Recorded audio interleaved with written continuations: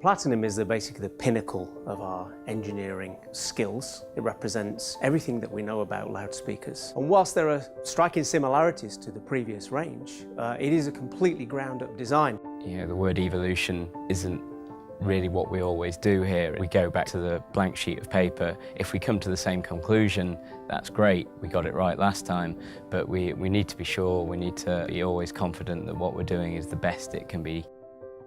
On the Platinum series, we've taken an engineering-led approach to every design decision, which has increased the performance of the range above the old one.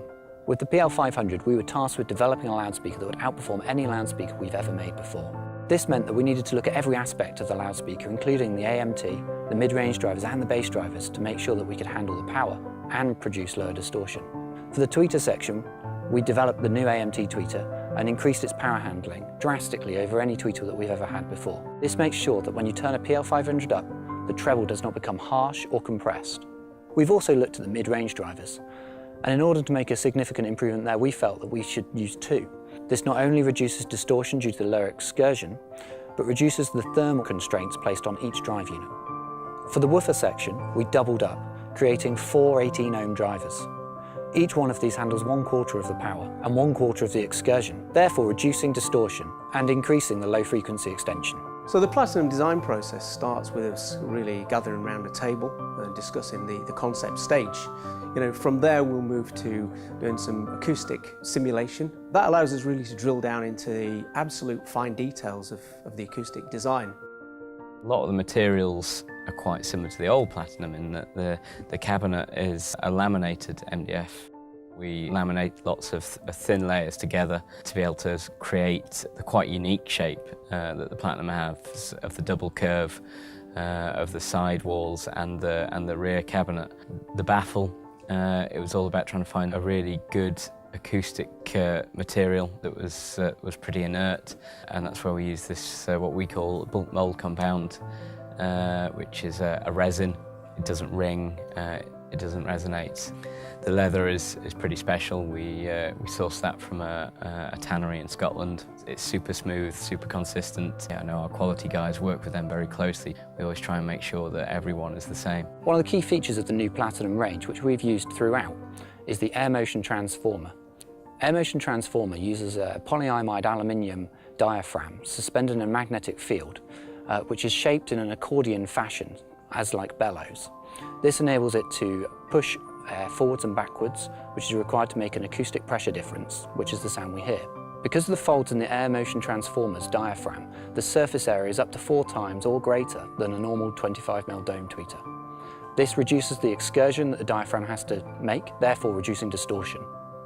Another technology that we've improved on Platinum is the RDT. You'll have first seen this in the original Platinum. However, in the new one, we started from the ground up, saying, is this the best cone technology that we could use?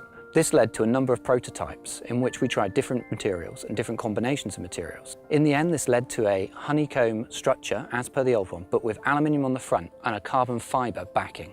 This carbon fibre backing creates slightly different material parameters compared to the front, which we've seen in measurements to reduce distortion from 1 kHz to 4 kHz by up to 6 dB.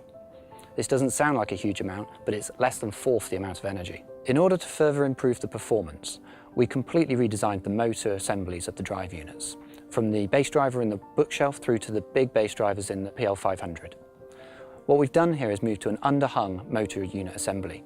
This reduces distortion significantly through the optimal range of the drivers. All of the components within the voice coil gap are coated in a black layer, which helps to absorb infrared radiation, reducing the amount of thermal stored heat in the voice coil and transferring it to the top plate of the drive unit better. Altogether, these thermal improvements help to reduce compression and increase power handling.